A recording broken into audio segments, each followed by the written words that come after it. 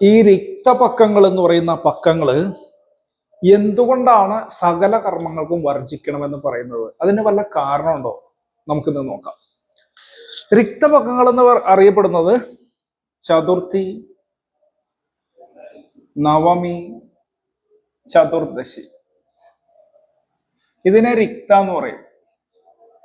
റിക്ത. അപ്പൊ ബാക്കിയുള്ള തിഥികളെ എന്ത് പേരിൽ അറിയപ്പെടും? നിങ്ങൾക്കറിയാമോ? നമുക്കൊന്ന് നോക്കാലോ. പ്രഥമ, ദ്വിതീയ, തൃതീയ, ചതുർത്ഥി, പഞ്ചമി. ഇത് അഞ്ചായിട്ട് എഴുതിയേക്കണ്ട. പഞ്ചകൻ എന്ന് പറയും. 5 പഞ്ചഭൂതങ്ങൾക്ക് തുല്യമായ പഞ്ചകൻ. ഷഷ്ടി, സപ്തമി, അഷ്ടമി, നവമി, ദശമി.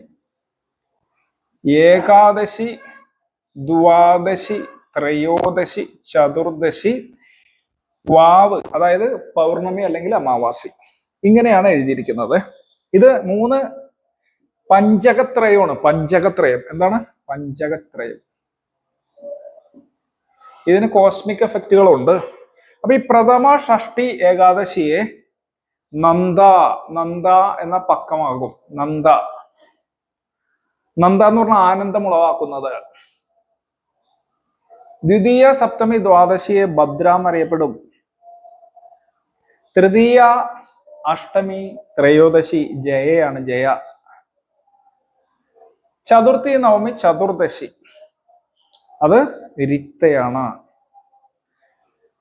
പഞ്ചമി, ദശമി, പൗർണമി, അമാവാസി വേറൊരു വേരിയേഷൻ ആണ്. എങ്കിലും അത് പൂർണ്ണ എന്ന് പറയുന്ന പക്കമാണ്. പൂർണ്ണ. അമാവാസി പല കർമ്മങ്ങൾക്ക് എടുക്കാറില്ല. അതെന്താണെന്ന് നമുക്ക് അടുത്തൊരു വീഡിയോയിൽ നോക്കാം.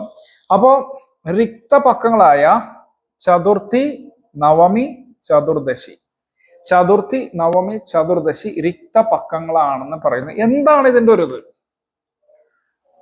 അപ്പൊ നമ്മൾ കാലാങ്കാനി വരാംഗമാനനമുരോ ഹൃത്ക്രോഡ വാസോഭൃതോ വസ്തിർവ്യഞ്ജനമൂരുജാനുയുകളെ ജംഗേ തഥാ അങ്കൃദ്വയേ മേഷാശി പ്രഥമ നവർഷചരണ ചക്രസ്ഥിത രാശയോ രാശി ക്ഷേത്ര ഗൃഹർഷഭാനി ഭവനം ചയേകാർത്ത സംപ്രത്തേ എന്ന് പറയുന്ന പ്രമാണം ഓർത്തിരിക്കണം. ഇവിടെ നമ്മള് പഞ്ചീകരണം, ശരകല നമ്മൾ പഠിപ്പിക്കുമ്പോൾ പറയാറുണ്ട്. പഞ്ചീകരണം പറഞ്ഞു കൊടുക്കാറുണ്ട്. അതിലെ പക്കം അഥവാ പിറൈ എന്ന് പറഞ്ഞാൽ തേയ്പിറ, വളർപ്പിറ എന്ന് പറയുന്ന പിറകള് നമ്മുടെ ശരീരത്തിലൂടെ പഞ്ചീകരണത്തിലൂടെയാണ് മുകളിലോട്ട് ഏറിപ്പോകുന്നത്. ശരം കൃത്യമായിട്ട് അറിയാവുന്നവർക്ക് അറിയാൻ പറ്റും. ശരം പാർപ്പവൻ പരം പാർപ്പാൻ, ശരം അറിന്തവനോട് സരസം ആടാതെ. ഇത് തമിഴാണ് പറഞ്ഞത്. അപ്പൊ ശരമേറി പോകുമ്പോൾ ഇവിടെ ഇപ്പൊ ഞാൻ വരച്ച് തന്നെ കണ്ടറിയാം. ഇവിടെ പഞ്ചീകരണം സംഭവിക്കുകയാണ്. പഞ്ചീകരണം. ഇവിടെ പഞ്ചകം, ഇവിടെ അടുത്തൊരു പഞ്ചകം, ഇവിടെ അടുത്തൊരു പഞ്ചകം.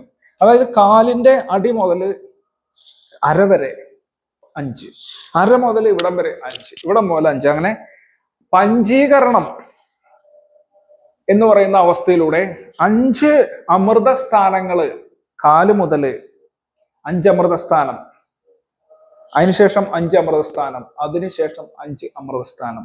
ഇത്തരത്തില് ഏറിയിട്ടാണ് ഈ കലയേറി വാവ് വരെ എത്തുന്നത്. ഏറിയെത്തുമ്പോൾ ഉച്ചിയിലെത്തും. ഇറങ്ങി വന്നു കഴിയുമ്പോൾ ഏറി ഇങ്ങനെ ഏറി ഉച്ചിയിലെത്തും. അവിടുന്ന് ഇങ്ങനെ ഏറി കാലിലെത്തും. വലത്തെ കാല് മുതൽ കയറി ഉച്ചിയിലെത്തി.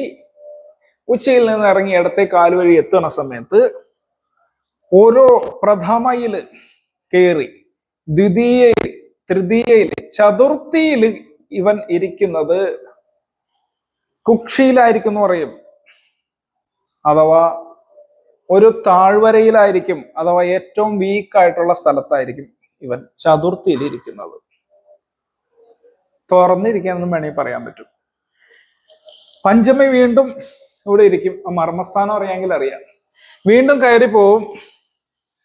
ഷഷ്ടി, സപ്തമി, അഷ്ടമി, നവമി, ദശമി. അപ്പൊ നവമിയിൽ ഇരിക്കുന്നത് കോഷ്ടം. അടുത്തൊരു കോഷ്ടമാണ്, പ്രധാനപ്പെട്ട കോഷ്ടമാണ്. ആ കോഷ്ടത്തിലായിരിക്കും ഇരിക്കുന്നത്. അപ്പോ ഇവിടത്തെ ഇടുക്കും രണ്ടാമത്തെ ഇടുക്കും 3 ഇവൻ വീണ്ടും കയറി കയറി വന്ന് മൂന്നാമത്തെ ഇടുക്ക് ആയിട്ടുള്ള ചതുർദശിയിൽ മൂന്നാമത്തെ ഇടുക്ക. ഈ 3 സ്ഥാനങ്ങളും തുറന്നിരിക്കുന്ന സ്ഥാനങ്ങളാണ്, അഥവാ ഏറ്റവും പ്രധാനപ്പെട്ട സ്ഥാനങ്ങളാണ്. ഇവിടെ ഇരിക്കുന്ന ഈ കലയ്ക്ക് ബലമില്ല എന്നർത്ഥം. ഒട്ടും ബലമില്ലാത്ത കലയാണ്. എപ്പോ വേണമെങ്കിലും പ്രാണനഷ്ടം സംഭവിക്കാവുന്ന, എപ്പോ വേണമെങ്കിലും നാശം ഉണ്ടാവുന്ന, എപ്പോ വേണമെങ്കിലും വേസ്റ്റ് ആവാവുന്ന കലയാണ് നമ്മുടെ ബോഡിയിൽ ഇരിക്കുന്നത് ഈ ദിവസം. അതുപോലെ പ്രപഞ്ചത്തിന്റെയും കുക്ഷിയിലിരിക്കുന്നു എന്ന് പറയും. പ്രപഞ്ചത്തിന്റെ കലയേറുന്ന സമയത്ത് ഡയമെൻഷൻ, അതായത് ഭൂമിക്ക് ചുറ്റും ഇങ്ങനെ സഞ്ചരിക്കുമ്പോൾ ഇതൊരു വട്ടപാതയിൽ സഞ്ചരിക്കുന്ന സമയത്ത്, വട്ടാന്ന് പറഞ്ഞാൽ ഉണ്ടാകരുത്, ഇതിലുള്ള പാതയിൽ സഞ്ചരിക്കുമ്പോൾ ഈ 3 സ്ഥാനങ്ങളും കുക്ഷിയിൽ വീഴും എന്ന് പറയും. നമ്മൾ ശര അറിയാവുന്നവർ പറയും. അതായത് ഈ ഭാഗത്ത് അടി കിട്ടിയ ആള് ചാവും എന്ന് പറയുന്ന മാതിരി ഇവിടെ കൈവച്ച് നോക്കി അറിയാൻ പറ്റും, അത്രയും ഇതാണ്. അതുപോലെ കക്ഷം മൂന്നാമത് ഇവിടെ. അപ്പോ ഇവിടെയുള്ള അറയാപ്പ് സ്ഥലം എന്ന് പറയുന്ന ആ ഒരു വർമ്മ പോയിന്റിന്റെ പ്രധാനപ്പെട്ട ഒരു സ്ഥലത്ത് ചതുർദശിയിലും നവമിയില് ഇവിടെയും, ചതുർത്ഥിയില് കുക്ഷി, നവമിയില് മധ്യ കുക്ഷി, ചതുർദശിയില് ഉത്തരകുക്ഷി അഥവാ മേൽകുക്ഷി എന്ന് പറയുന്ന 3 കുക്ഷി സ്ഥാനങ്ങളിൽ ദുർബലമായി ചന്ദ്രന്റെ കല തുറന്ന് നാശോന്മുഖമായിട്ട് ഇരിക്കുന്നത് കൊണ്ട് ഈ സ്ഥാനങ്ങളിൽ ഈ ദിവസങ്ങളിൽ നല്ല കാര്യങ്ങളൊന്നും ചെയ്യരുതെന്ന് പറയും. കാര്യം നല്ല കാര്യങ്ങൾ ചെയ്തു കഴിഞ്ഞാൽ കല മറ്റുള്ളവന്റെ കണ്ണിൽ പെട്ടിരിക്കുകയും വളരെ വീക്കായിട്ടിരിക്കുകയും ചെയ്യുന്നതാണ്. അപ്പൊ ചന്ദ്രകല വീക്കായിട്ടിരിക്കും, സൂര്യകലയാണെങ്കിലും വീക്കായിട്ടിരിക്കുന്ന ഈ ദിവസങ്ങളിൽ കാര്യങ്ങൾ ചെയ്തു കഴിഞ്ഞാൽ അതിന് എനർജി കുറവായിരിക്കും. കാര്യം ഈ സമയത്ത് നമ്മളുടെ ഈ കലകള് ബോഡിയിൽ നെഗറ്റീവ്സിനെ പുറത്തേക്ക് കളയാനായിട്ട് പ്രവർത്തിക്കുന്ന ദിവസമാണ് ഈ ദിവസങ്ങൾ. രിക്ത എന്ന് പറയുന്ന ദിവസങ്ങളിൽ നമ്മുടെ ബോഡിയിൽ കല ക്ലീനിങ് പ്രവർത്തികൾ ചെയ്യുന്നതാണ്. അതുകൊണ്ടാണ് നന്ദ എന്ന് പറയുന്ന ആ ദിവസം കല ശക്തിയായി, ഭദ്രയില് അവള് മംഗളകാരിയായിട്ട്, ജയയില് ഏറ്റവും പവർഫുൾ ആയിട്ട്, രിക്തയില് ഒന്ന് ക്ലീൻ ചെയ്ത് ദോഷത്തെയൊക്കെ നശിപ്പിച്ചതിന് ശേഷം മാത്രമേ അവർ പരിപൂർണയാവത്തുള്ളൂ. അപ്പൊ പരിപൂർണ എന്ന് പറയുന്ന പൂർണ്ണതിഥി ഏറ്റവും നല്ലതും, പൂർണ്ണയാകാത്തടത്തോളം ഇവള് ദേവിയായിട്ടാണ് നമ്മള് ഉപാസകന്മാര് ഈ ഓരോ തിഥിയും, ചന്ദ്രന്റെ ഓരോ തിഥിയെയും ദേവിയുടെ ഓരോ ഭാവങ്ങളായിട്ട് എടുക്കുന്നതുകൊണ്ടാണ് ഞാൻ ഈ അവളെന്ന് പറയുന്നത് കേട്ടോ. അപ്പോ ഈ രക്തപക്കങ്ങളിൽ ഏറ്റവും ദുർബലമായിട്ടുള്ള തിഥി ശരീരത്തിലും ഉണ്ടാവും. അപ്പൊ ഈ ദിവസങ്ങൾ യാതൊരു കാരണവശാലും ഉടലുറവ് ചെയ്യக்கூടാതെ, അതെന്താന്ന് മലയാളത്തിൽ നിങ്ങൾക്ക് അറിയാലോ, ഉടലുറവ് ചെയ്യக்கூടാതെ ഈ ദിവസങ്ങൾ വളരെ ദോഷകരമായിരിക്കുന്നു. നിങ്ങൾ ആദ്യം തന്നെ ഹെൽത്തിന്റെ കാര്യത്തിൽ മനസ്സിലാക്കുക. രക്തപക്കങ്ങളിൽ ഉടലുറവ് ചെയ്യக்கூടാതെന്ന് പറയും. ഇനിയും ഉടലുറവ് ചെയ്യக்கூടാതെ വേറെ ദിവസങ്ങളുണ്ട്. അത് ഏതാണ്, എന്തുകൊണ്ടാണെന്ന് നമുക്ക് അടുത്തൊരു വീഡിയോയിൽ നോക്കാം. അപ്പോ ചുരുക്കി പറഞ്ഞാൽ ചതുർത്ഥി, നവമി, ചതുർദശി ദിവസങ്ങൾ രക്തപക്കങ്ങളായതുകൊണ്ട് അത് കുക്ഷിയിലിരിക്കുന്നതുകൊണ്ട് വീക്കാണ്. പ്രപഞ്ചത്തിലും അപ്രകാരം തന്നെയാണ് ഇരിക്കുന്നതെന്നാണ് പറയപ്പെടുന്നത് പഴയ സിദ്ധറുകള്. അപ്പൊ അതുകൊണ്ട് ഈ ദിവസങ്ങള് നമ്മൾക്ക് ശരീരത്തിനും വീക്കായിരിക്കും, പ്രപഞ്ചത്തിനും വീക്കായിരിക്കുന്ന ഈ പക്കങ്ങളിൽ കാര്യങ്ങൾ ചെയ്യാതിരിക്കാന്ന് പറയും. അപ്പോൾ ഇനി അടുത്തൊരു വീഡിയോ ആയിട്ട് അടുത്ത ദിവസം കാണാം. എല്ലാവർക്കും ഒരു വണക്കം. ഓം അപർത്തീശ്വരായ നമഃ.